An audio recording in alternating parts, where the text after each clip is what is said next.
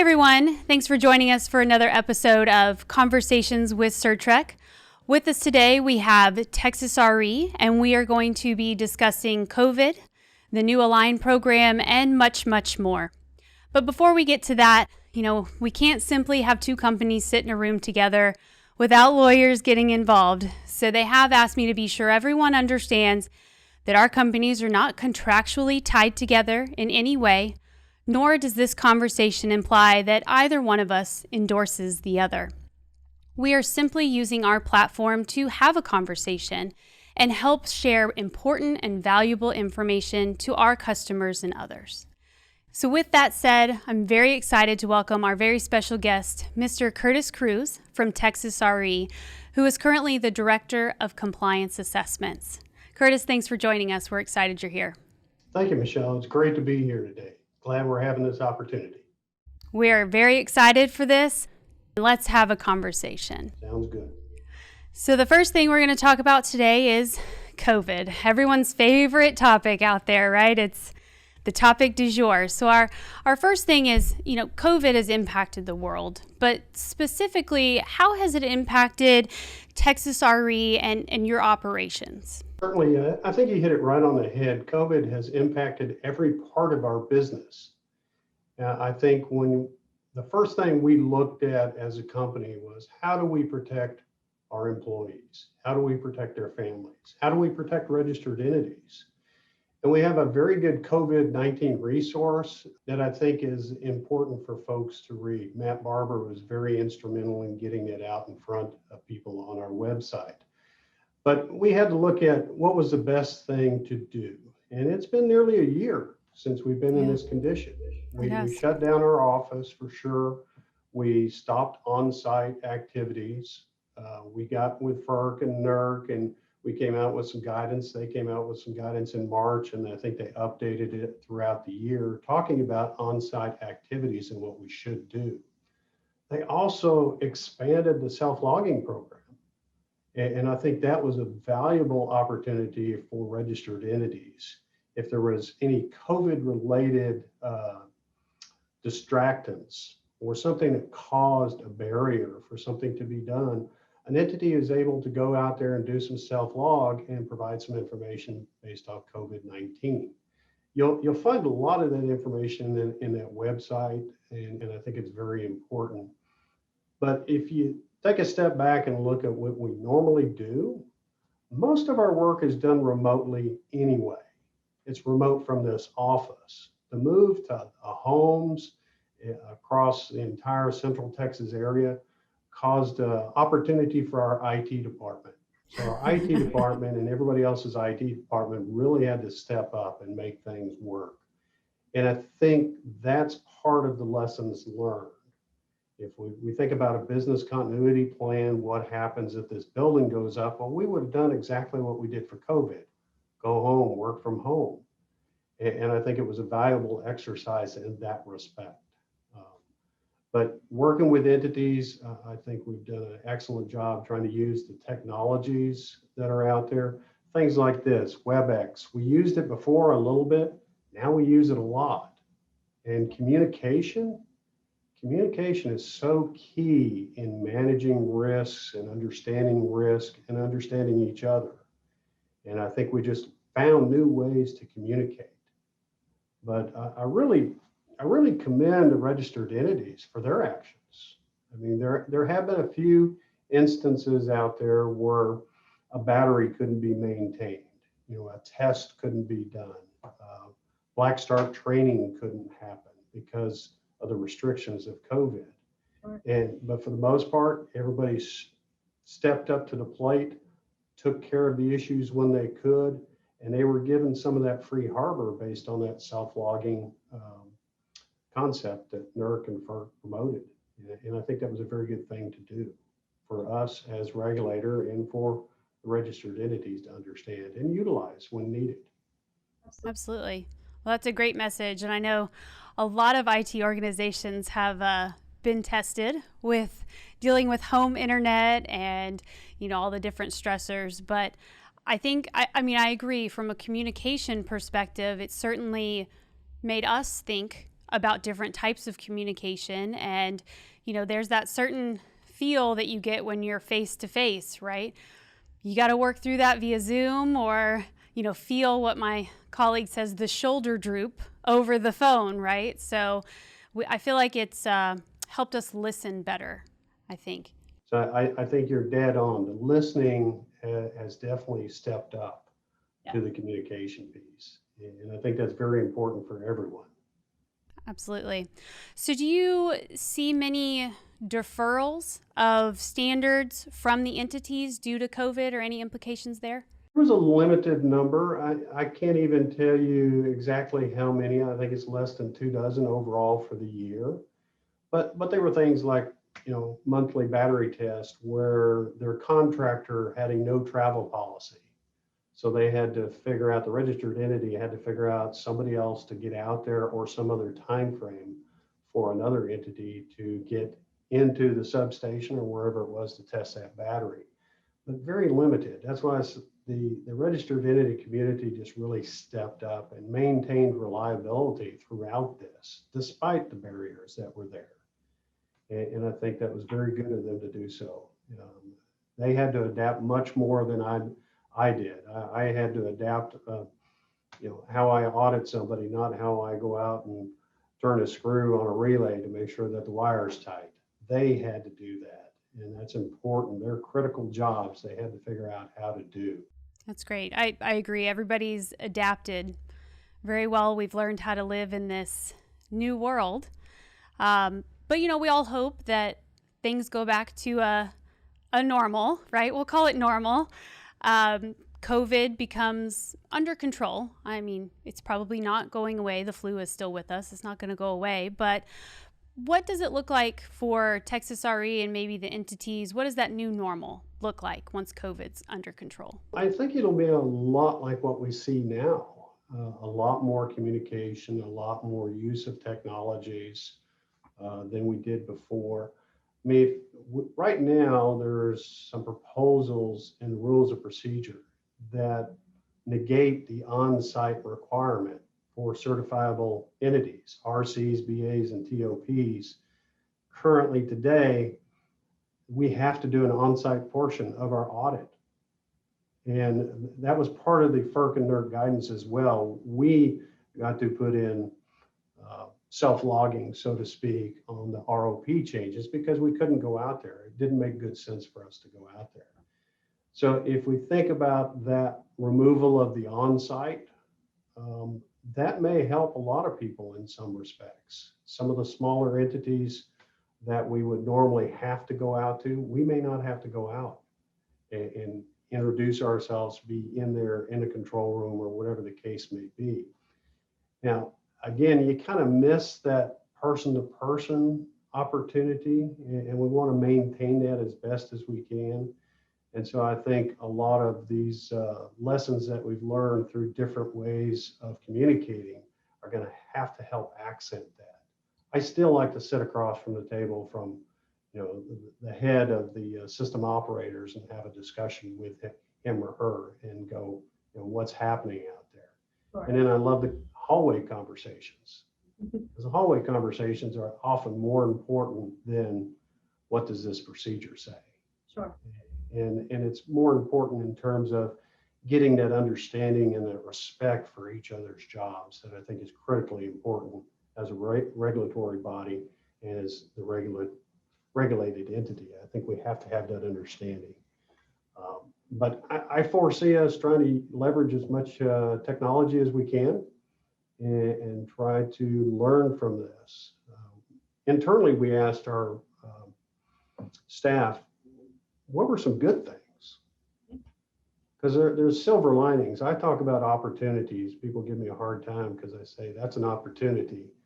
But what opportunities did we see with this? And you hear people talking about, being able to see their child every day for 5 or 6 hours more than what they were used to, helping them read, eating lunch with their spouse, whatever the case may be. That's important because you have to have a good balanced life and work structure. Right. And this change may help that a little bit in some respects. I mean, we still plan on coming back to the office at some point. That plan's still up in the air. We're looking at the numbers, trying to figure out what makes best sense. How can we have our employees feel comfortable? I mean, we're in the 2021 schedule. You know, people are asking us right now, are you going to come on site? And my answer to that is, it's up in the air. Yeah. Right now, probably not. Yeah. But we want to play it by ear. We want the entity to feel comfortable, and we want the staff to feel comfortable to do that as well. I guess in my opinion, the technology was a give or take before, right? Some people adopted it, some people didn't. Well, with COVID, a lot of hands have somewhat been forced to now adopt this technology. I personally see it as an opportunity. It's been a great thing to move us forward a little bit from a technology perspective. Do you think it's here to stay? Do you think Zooms or WebExes will continue to be a part of the process for Texas RE? Yeah, I believe it'll probably be a bigger part in many respects than what we used to do, for sure. I mean, even internal meetings, we've had to do WebEx and that sort of thing. And, you know, having 60 people on a WebEx sometimes is interesting when you have an organizational meeting. And we've had to work our way through that and understand decorum. Hey, when do you raise your hand? How do you recognize a hand being raised? And of course, the great, I was double muted. I was talking, but I was muted. The double mute, yes. Or the kids or the dogs in the background. I know my manager's animals more than I did before, and they know mine too. Another opportunity. We learned more about our own teams and their lives outside of headquarters, if you will. Yeah, that's been great for us as well. Kids will jump on and say hi. It's been, you know, it's been a great growth opportunity, I think, bringing some technology in where we hadn't before. We too have started doing our internal meetings via Zoom. A lot of our client discussions are with Zoom. Just again, trying to build that face-to-face interaction where we can, because we can't go visit people just like you guys. So yeah, we were having a discussion, I think it was yesterday or the day before, the ERO Enterprise, NERC, and the 6 regions. And it was almost like a normal phone call is not as fulfilling anymore. Yeah. Now you've got to have that video. Now you've got to have that WebEx, that Zoom interaction a little bit. So I think that's good in many respects. I agree. It's a silver lining. Well, that's all the questions I have on COVID. Did you have anything else you wanted to cover COVID related? No, I did mention our website. I mean, there's many like NATF and I think NAGF and NERC have some COVID-19 resources out there. I definitely recommend people going out and still look at those. I know we've been in this a year, but I think it's important that we keep going. We're not there yet, in my opinion. In my honest opinion, we're not quite there yet. So keep maintaining those safety standards, that 6-foot requirement, that washing hands. I mean, I didn't have this on my desk before COVID. That's right. or my mask, and it's going to stay there for a while to see what happens. That's right. And it changes, and we're all including lessons learned as we go. So I think it's great to keep up to date with all the information that's out there. So that's a good message. All right, so Curtis, the next topic for us is the new Align program. It's been a little bit in the making. I know you and others from Texas RE have been heavily involved in the process and are probably very excited and looking forward to it going live on March 31st for Texas RE and MRO. Can you just at a high level explain the purpose of the transition to Align? Yeah, I hope so. I believe that the Align project actually started back in 2014. It's very similar to when the risk-based compliance processes started.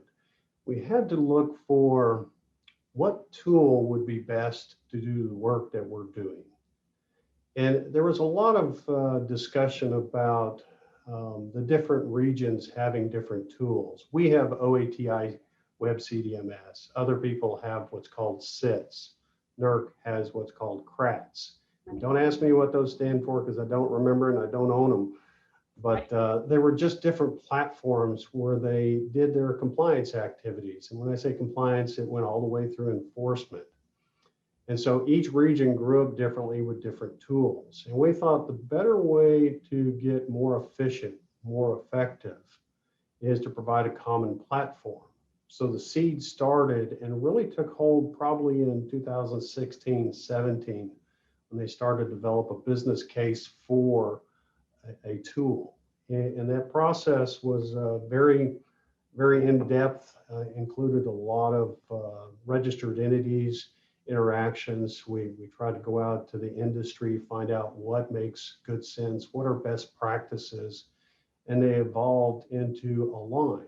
So that Align gives us that common platform across NERC and all the regions to do our activities, which means if you're in Texas RE or if you're in CERC, you log into one tool and you can see both regions, so to speak. And you only have to log in once and you can see everything associated with you as a registered entity in one location. So it's beneficial for the registered entities because, well, frankly, sometimes the systems were so different that it just didn't make sense for a registered entity in many cases. What did this mean over here in this system versus this item over here in this other system? So this will give a little bit of clarity because we've done a lot of harmonization efforts across the ERO enterprise, trying to figure out, okay, how do we do self-reports? How do we do self-logs? How do we talk about mitigation activities, mitigation plans? And this tool was designed around those harmonization efforts.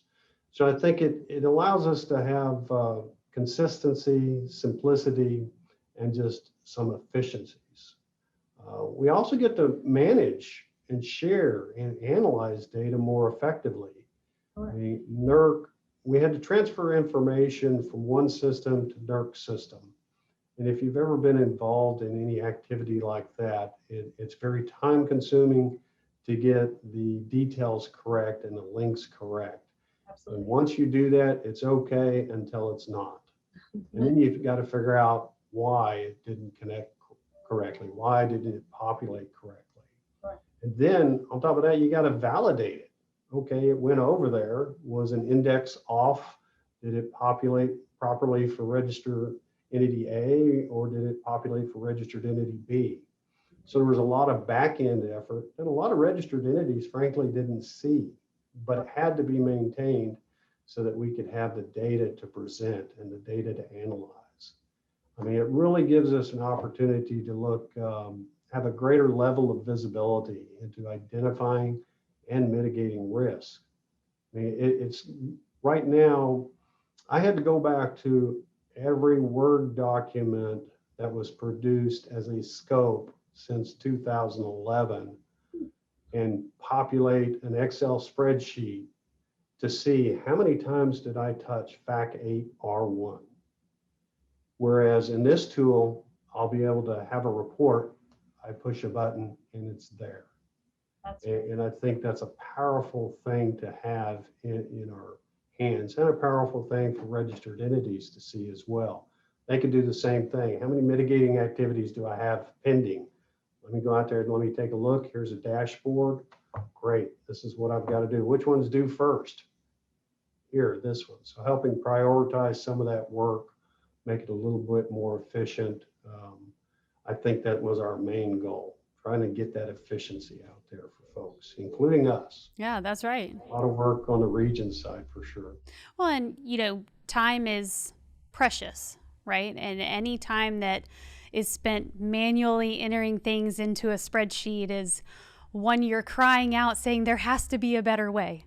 Whether it's the regulator or the entity, you're both probably thinking that. So that's great from an efficiency standpoint, consistency. I'm sure people will be very excited about that.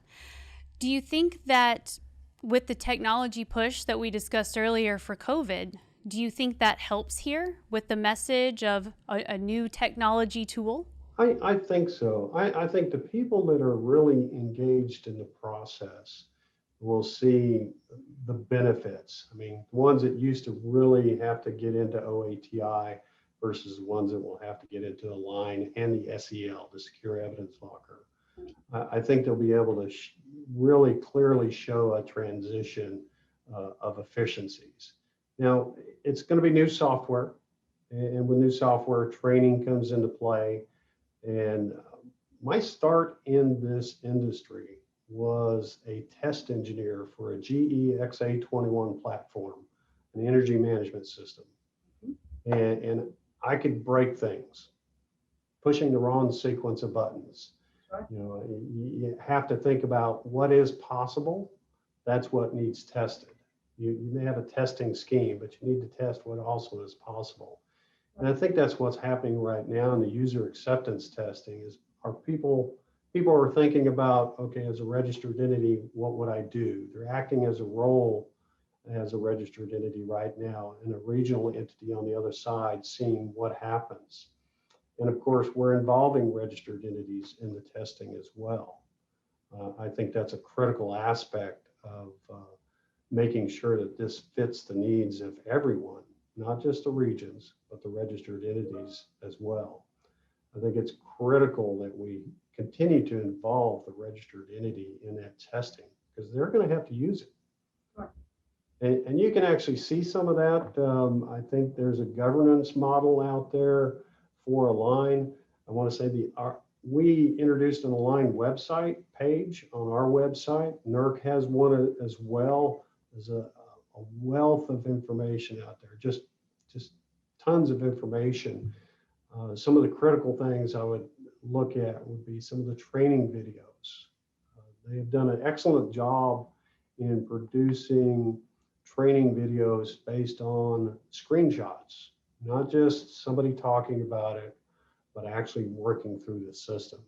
And I think that's going to be beneficial for us all. And there's a lot of that. And you guys have held sessions as well for training, I believe, and just really trying to make sure those users are comfortable. Like it or not, it's coming, right? So it's going to be a great system. Very excited that it's rolling out. I know the registered entities are probably happy for that consistency that you guys are helping to provide and look forward to working through that with you. Yeah, we've had 2 training sessions on release 1. Align has 3 releases, but we've had 2 on release 1, and I think they're scheduling every Wednesday some very individualized training. Right. Up until, I don't know, April or so. I don't remember the timing on that because release 1 is associated with enforcement, the self-reporting, self-logging aspects. Release 2 is associated with periodic data submittals, TFEs, technical feasibility exceptions, and self-certifications. And though that comes out in Q2 of 2021, I think they've set a date. I don't recall the date off the top of my head. I remember Q2 back in my mind exactly. And audits and spot checks will be in Q4 of 2021. Okay. What the plan is today. That's great. Earlier you mentioned the Secure Evidence Locker. Can you talk a little bit about that and the goal of having that, and maybe what kind of documents are going to go into the locker and its purpose? Sure. I think that came out of that very intense interaction with registered entities requesting a more secure environment for their information. And if you think about some of the information that's out there, it's very critical to their operations. And so it was born out of industry expertise, a very collaborative effort, trying to find out what would work best to have a system that would retain evidence for a short time, but retain it in a manner that's very, very secure. It's encrypted at rest, it's encrypted in transit. Just having that interaction, no one can copy and paste out of it. No one can take a file out of it. Limited access to the information by the regional entity. I mean, currently I assign people to audit self-certifications, and they're the ones that go in there. In the SEL environment, they will be the only ones that are allowed in the container for that entity's evidence. So there's a very limited subset of individuals that will go in there and touch that. And they cannot, again, copy and paste. They can't move it to their desktop, a thumb drive, or anything like that. All those type of activities have been cut out of that system. And so it really allows any piece of evidence, because it's evidence that's going to go in there, Right. To be in a secure location. And if we don't find a PNC, today the rules and procedure talk about keeping stuff for 5 years. And it's under different thoughts, under different interpretations, what that means, whether it's a registered entity or the regional entity. In the SEL environment, that evidence will go away. If there's not a potential non-compliance, we're scheduled to get rid of that evidence within 90 days. Well, that's quick. And we never actually take possession of that evidence. That evidence is always in the registered entity's hands, so to speak. If there is a potential non-compliance, it has to go through the enforcement process. And I don't recall the exact time frame for it to be removed. But the reason for the 90 days and the other time frame associated with PNCs is there's oversight of us. We're one of the most audited entities in this environment. And I think we've got a question later on, perhaps, that we'll cover a little bit of that. But if there's oversight, then we've got to reach back out to the registered entity and say, hey, provide that PRC5 worksheet that was provided for this audit on this date. And there's a check within the SEL that says, yes, this was the document that they submitted 18 months ago. So it's very secure in that manner as well. You keep a chain of command, so to speak, Sure. is a good way to look at it. Well, that's great. It sounds like a very, temporary place to share information with you guys, which again, we keep coming back to this, but technology moving us forward, right? Instead of, oh, I emailed and asked you for this document, or, I need this piece of evidence, I never got it. Now you have one place, again, for both the regulator and those entities to share that information and to do it securely, because it is the grid we're talking about, right? It is safe information. That's right. So that sounds great. Our Align website, again, I got to give kudos to Matt Barber and his group. Getting that put up has many links. I think there were 19 videos that the region had to look at for release 1, just to have an understanding. I think there was not as many for the registered entity, which I thought was very interesting. But there was more for us on that because we have to do the mechanics behind the piece a little bit. But it's very helpful, all the training material that's out there. That's great. Yep. And we'll, hopefully that training will keep going and people will just align, if you will. Not to put a pun on that. All right. So that's all the questions on Align. Did you have anything else you wanted to cover for that one? No, I just look forward to release 2 and release 3. I think those are going to help us all and be very beneficial for the registered entity and the regional entity to manage that process. It's a very onerous process on our side as much as it is on their side. Sure. And if we can make it better for both of us, that's a win. Agreed. Well said. All right, so we're going to jump into the general questions at this point. So the first one, can you discuss the transformation of the ERO Enterprise? I have to put that in context. Years ago, with the 8 regions and now the 6 regions, it appeared as if there was contests out there. We weren't working in a collaborative manner as well as we could have. So when you think about that, we probably weren't as efficient in understanding risks and mitigating risks and just using our resources. And I think there was a realization that needed to change. And it kind of came along with the risk-based compliance aspect. So we've been growing differently as companies. And now we're beginning to see that, we can lean on each other quite a bit. And we need to lean on each other quite a bit. I don't have experts in insider threats. RF had an expert or two in there. So we actually utilized an RF employee to do a talk with Texas RE, which 3 years ago, that wouldn't have been the case. We wouldn't even thought about that. We wouldn't have tried to access that resource. So I think, as the industry changes, we've got to have the right expertise. We've got to have that understanding of that technology change. Batteries are something different. Distributed resources are different.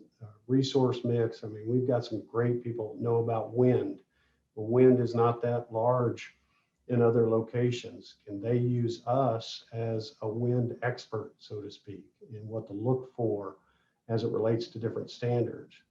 And it's very, very critical for us to continue to leverage on each other. But we all have to remember, we have to have that high degree of alignment and understand why we're here. And I'm going to show you something it's out there on our website, but it happens to be on the compliance web portion of our website. It's what we call the golden circle. And that centerpiece is the goal of everybody. It's the goal of registered entities. It's the goal of regional entities. But the simple act of putting it down and saying, this is why we are here. We want that highly reliable system. We want that. And I know registered entities do, just based on their actions. That's exactly what they want. And that's what society needs. And so we've got to get behind the idea of why we are here as regions. Now, I keep a copy of the blackout report from 2003 on my desk to remind me of why. Now, I would not be here today, or Texas RE would not be here today, had we not had an event. And that event impacted reliability. And so it was very good to look at that and go, okay, that's the reason we're here. How are we going to get it done? And if you look close here in this quadrant, we got to get the top talent. We got to get the people that can talk to each other. We've got to have that expertise, like I was talking about, the insider threat piece, or the wind protection piece, or under voltage, whatever the case is.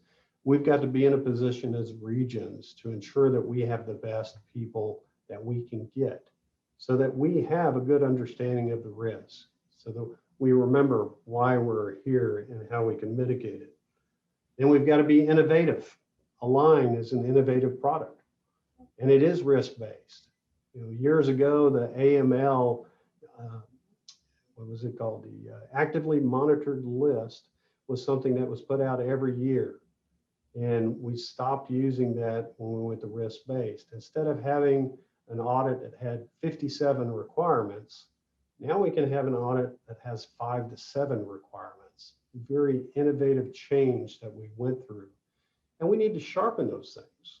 I mean, I still think we have a lot of room to grow in scoping about risk and understanding risk and entertaining risk with people. And when I say entertaining, it doesn't always have to be an audit. Sure. It can be a discussion. It can be, a practice guide. It can be any compliance guidance that's out there that gets the point across about why we're here. Going out and auditing is my job, right? That's a large part of my job. But outreach, understanding what's happening in the grid. There's a lot of different things that just having discussions help a lot of people.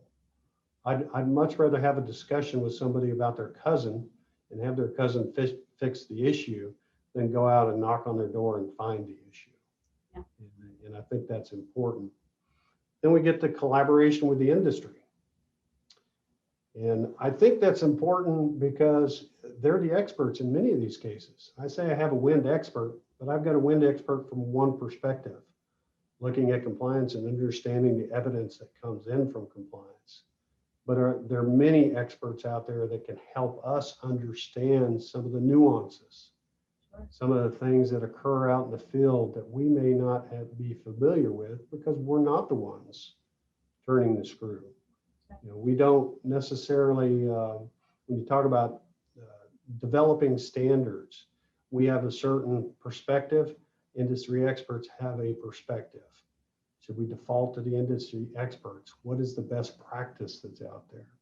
One of the exciting things about my job is I used to say I got to see 200 different ways of doing something. Now it's more like about 250 different registered entities at this point through the resource change. Sure. It gives you a great look at best practices. It gives you just a better understanding of what is happening out there. And we try to leverage that in some of our outreach. We've got our common questions that are out there on our website that are based on our experience with people. Hey, do you do it this way? What standard do you use for commissioning? How do you make sure that the TP got the model that you sent and it was okay? Right. Simple things like that that are built a lot around internal controls, but a lot around what we have learned from the 250 entities that we deal with. And then finally, we've got to be independent and objective. That's kind of a requirement for a regulator. You have to have that independence. You can't be subject to being swayed. I know a lot of people in the industry, but when I talk to them from a compliance perspective, it is business. And we respect each other, that's the business, and we have that independence piece.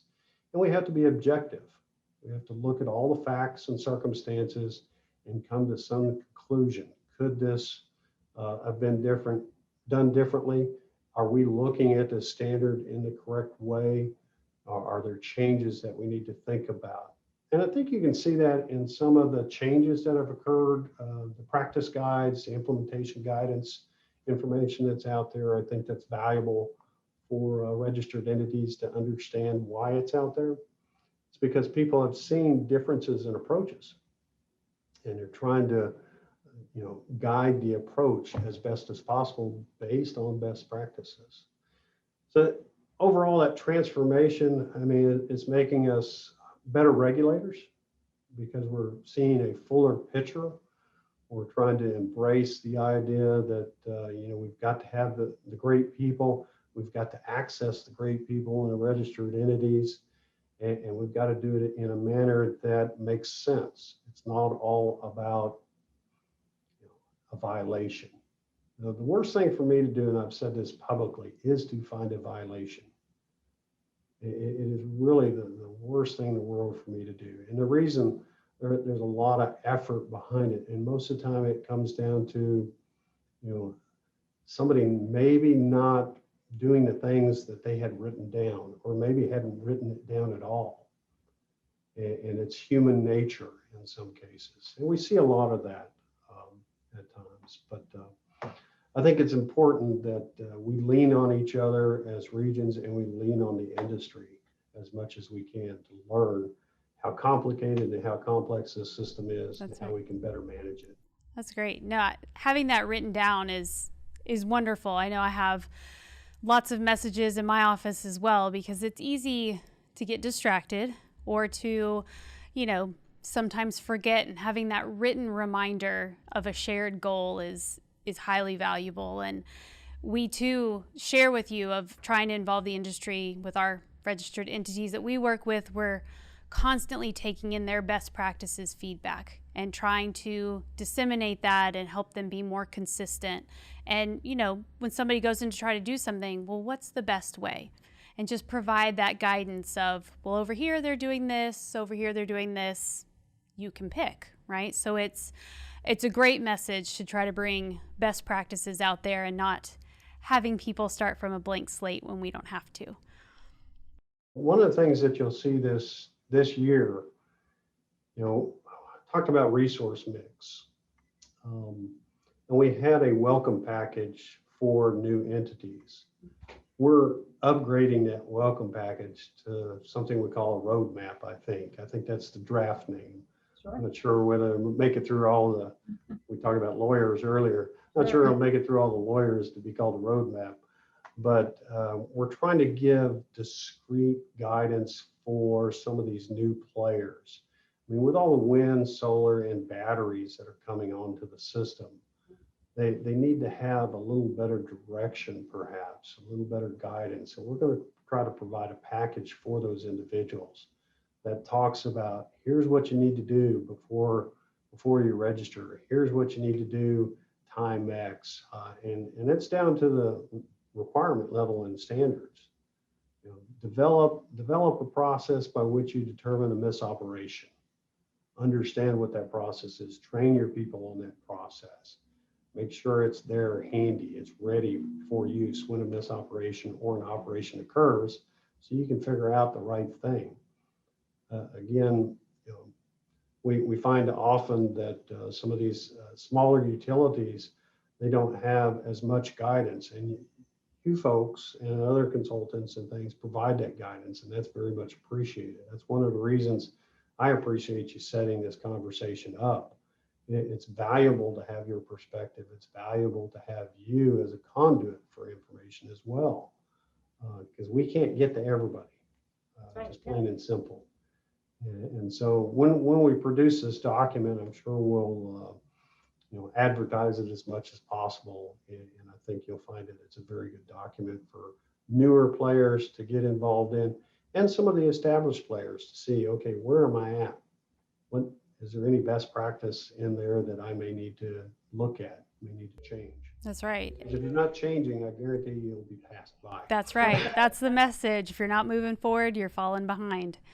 I think that's great. The new builds there are new plants that are coming online. You're right. You know, we've heard from our side too is, you know, what's the guidance out there for it? I've actually heard the term roadmap from others. So, you know, hopefully the lawyers like it. It makes sense to me that we could call it that. But, you know, it's a little bit daunting maybe bringing a plant on. There's a lot to be done before you register and, of course, after you register.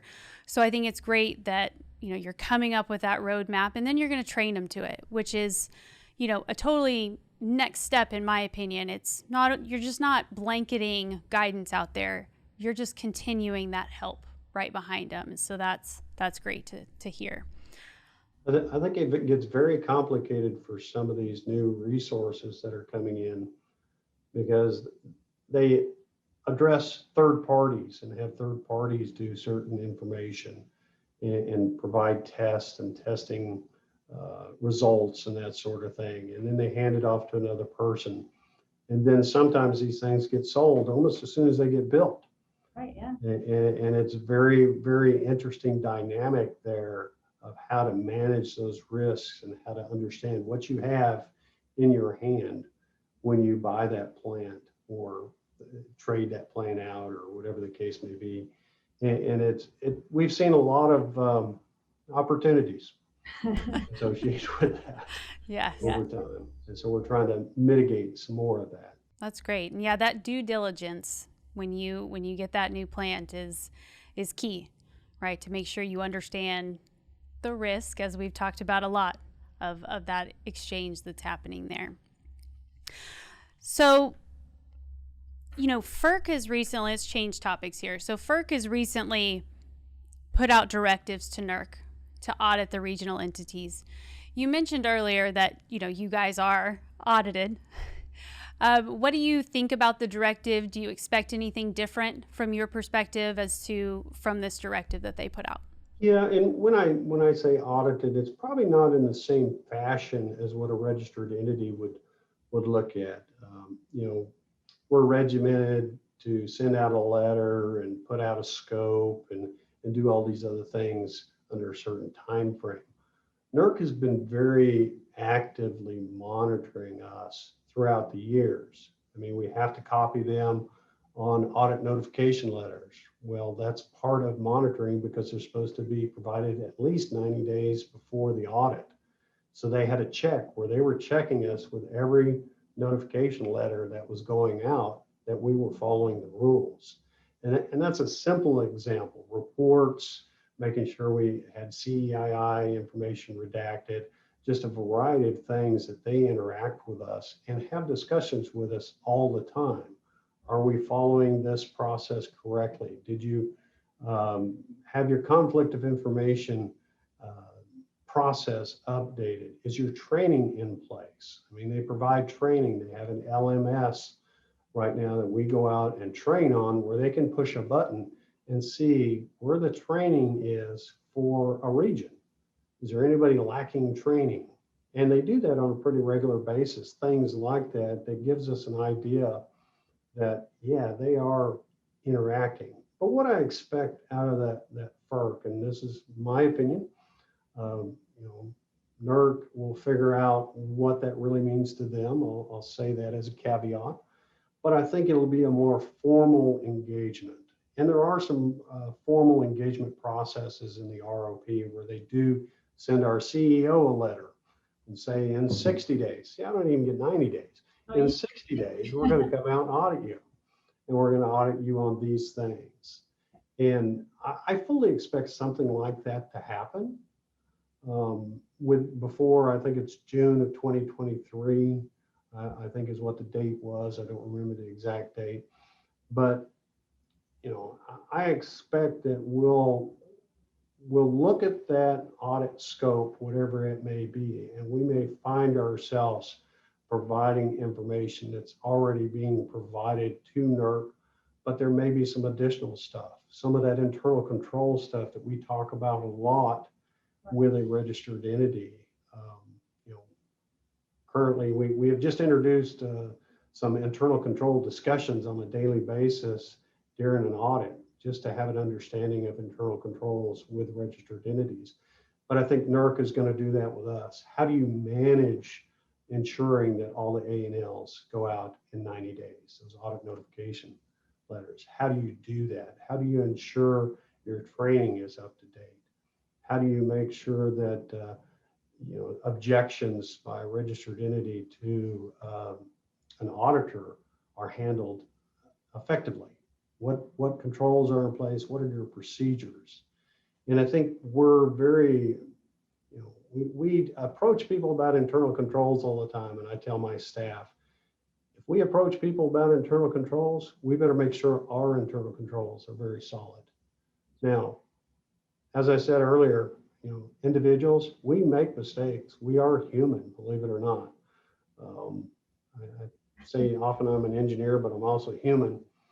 But, you know, you can have all the internal controls in place that you may think you need, and then you have somebody skip step 7. Sure. And so how do you make sure that they're effective internal controls? How do you make sure that once an opportunity arises, that the internal control is revisited and amended and try to capture that so it doesn't happen again? Now, you can't, much like a registered entity, you can't have internal controls that cover everything. Sure. But we try to build very robust. So I think a lot of it will be based on, yeah, show us your A&Ls, show us your process, show us your internal controls around that. Right. And I think we'll be able to showcase some things. So I expect that NERC will be doing that. I don't know if FERC observers will be on there. Registered entities, in some cases, have that opportunity to be in on an audit of us. I think the CCC, Compliance and Certification Committee, I believe is the proper term, has the opportunity to be in on audits with us. That's a little interesting. They have to have some training to be an auditor and an observer. Sure. But we've had a couple of those. We had some on our inherent risk assessments and our COPs a few years ago. We had CCC members sitting in the room, and I had to explain, this is what we do, this is how we do it, here's the evidence. And it was, it brings you back to earth. Yes.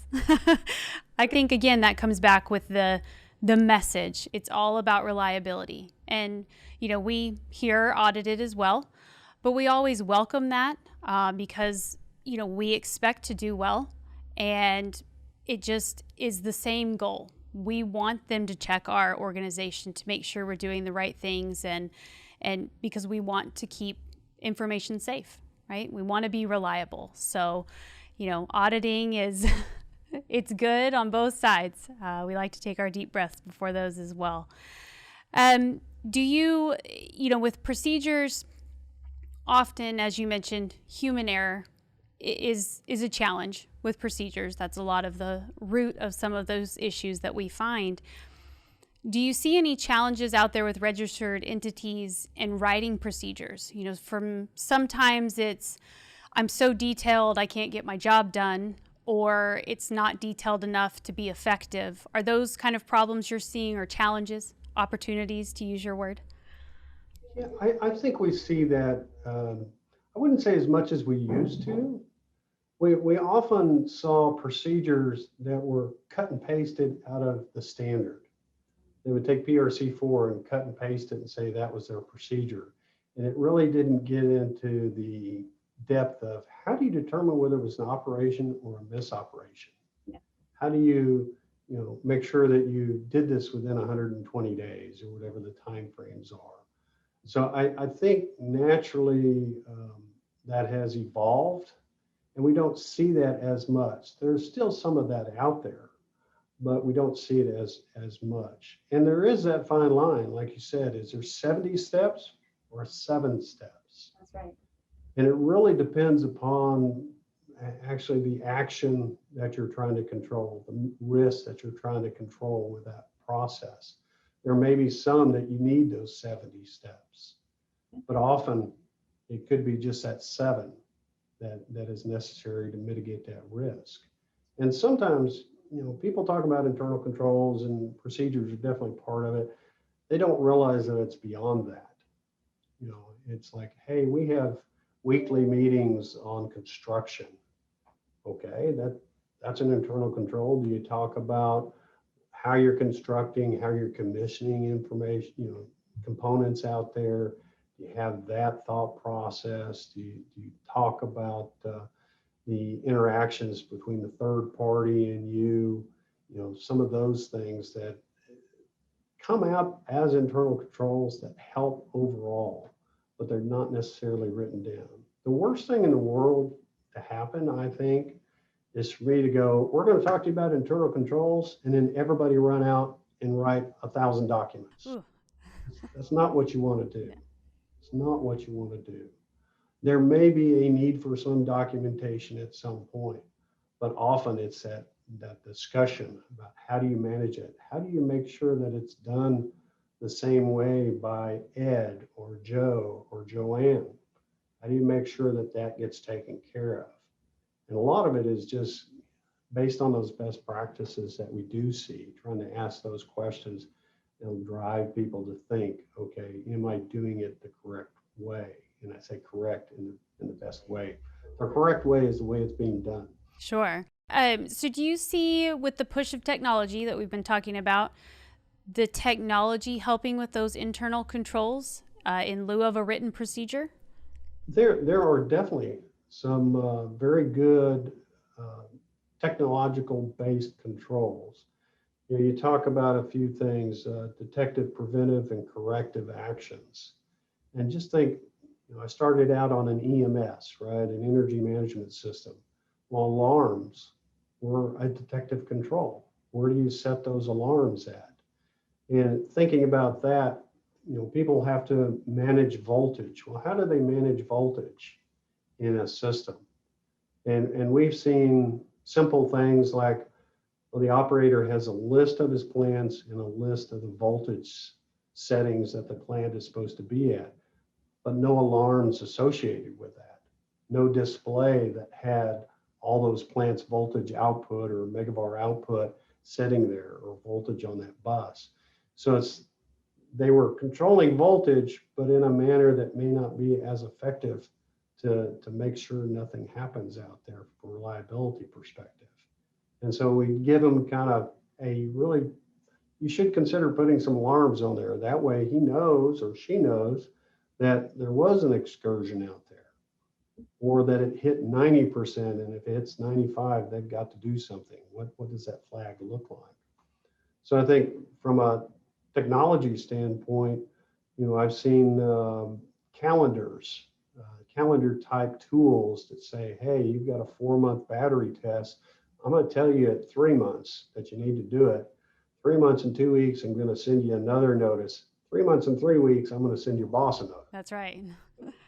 So you elevate And I think those are very valuable Yeah. to manage a collective amount of risk out there. And we've got people that have 9 relays and other people that have 9,000. So it could be, again, a simple spreadsheet that has something like that, or a GRC tool or something like that that helps them drive towards consistency in how they apply the standards and those reliability activities that they have to do. Yeah, and you nailed it. I was just thinking consistency, right? If you've got multiple people on your team, if you have a, technology implemented, everybody's going to do it the same way. So you've now implemented that best practice across the board, which is great for efficiency. I think years ago, when I first stepped into this office in 2012, we had a SIP team and an O&P team, and they audited differently. Oh, goodness. And it was, let's say, a challenge and an opportunity to get them. We were a company that had to audit, and the two managers now that hopefully you'll get an opportunity to speak with them, Mr. Kenneth Carver and Mr. Keith Smith. They have embraced the idea that they're one and the same, so to speak. They have different technical backgrounds and different obligations based on the standards, but the process is the same for both. And they've done a wonderful job trying to shore that up over the years, trying to make sure that everybody on their team was on the same point, had the same cadence, so to speak, to have that same understanding, so we could provide a consistent look between entity A and entity B from year to year. And I think that's important as a regulator to do and learn from that. Sure, absolutely. So we talked earlier about registrations, new registration plants.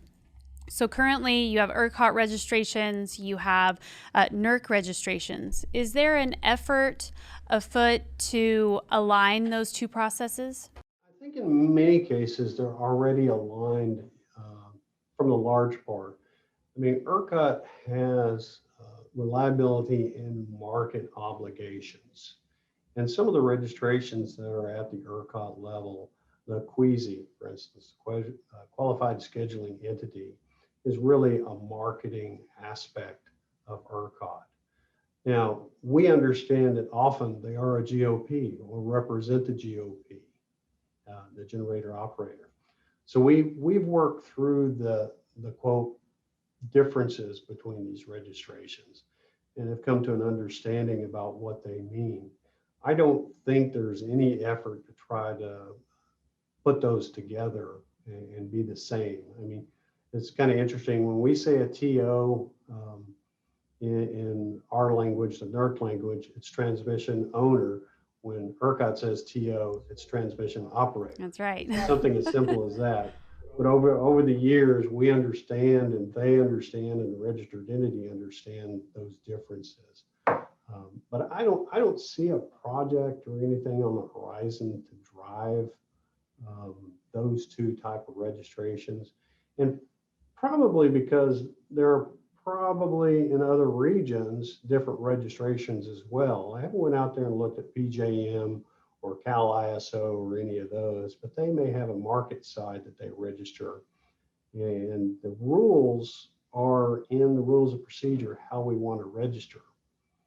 So from an RTO ISO perspective, they may have a little tweak to those rules that they need to have to manage their interconnection or their operation territory effectively. And so that's good for them to have that flexibility, I think. Do you have any other words of wisdom for the folks out there before we close out? Well, I just want to say thank you for doing the job that you do. Being a registered entity is very demanding, and as we've recently seen, extremely demanding in some cases. So thank you for ensuring that we have a reliable grid. Thank you, Certrec, for helping folks out as best we can.